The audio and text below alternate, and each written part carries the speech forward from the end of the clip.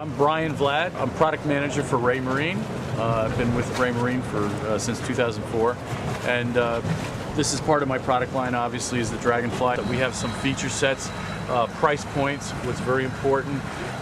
Ease of use was another key criteria for this product, and I'll show you through the user interface that we've really achieved a product that, basically you could take out of the box and use it, and that's the demographic it was aimed for. The beginning fisherman, a guy that really doesn't know a lot about it, but wants to use electronics effectively to fish.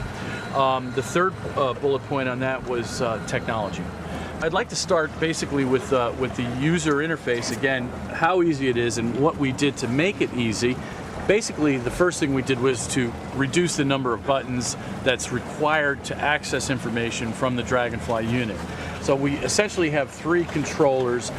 This one's basically dedicated to your power on off, to your brightness, and to a screenshot functions. So again, very simple.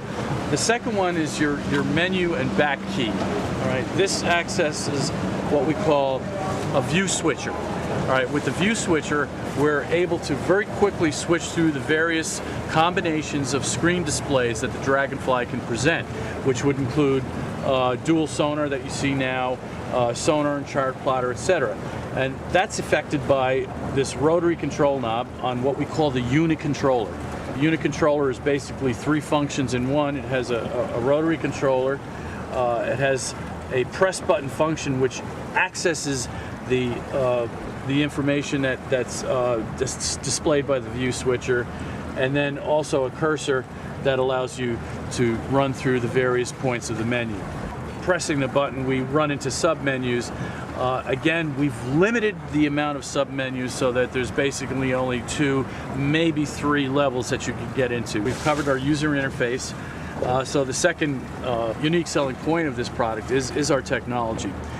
With Dragonfly, we have 2 separate fish finder capabilities with it. The first is a conventional, what we call a conventional type fish finder. It operates in the CHIRP mode, so we're using CHIRP technology that we utilize in our very high-end CP450 black box module sounder. Very good signal and noise ratio that you get from a CHIRP signal, and greater depth penetration with lower power. This is a true dual channel system, so we're not using a single channel, but we're actually using 2 separate transceivers, one to control the fish finder, the other to control the DownVision product. We've tested this unit to over 600 feet in saltwater, and that was both the fish finder sonar and the DownVision sonar. This bracket also fits ram mounts, which are available commercially. It has the same mounting centers that the ram mounts provide.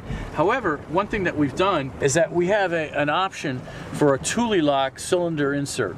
So if the owner wants to lock this unit in place, he can do so with an optional Thule lock.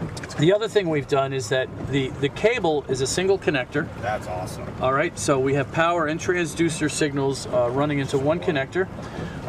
The securing nut is on the unit itself, so it reduces the overall size of the connector. Some of the other physical characteristics that we hadn't covered is the display. The display is bright. Awesome. It's 1500 nit. Okay, 1500 nit display. It's an LED backlighting. At full brightness, the unit draws only 8 watts. It draws very, very little power. One of our criteria here was to hold the price point of Dragonfly to a real reasonable level. Getting into Dragonfly is basically $649, and that's a complete kit with the transducer, everything you need to start fishing right away.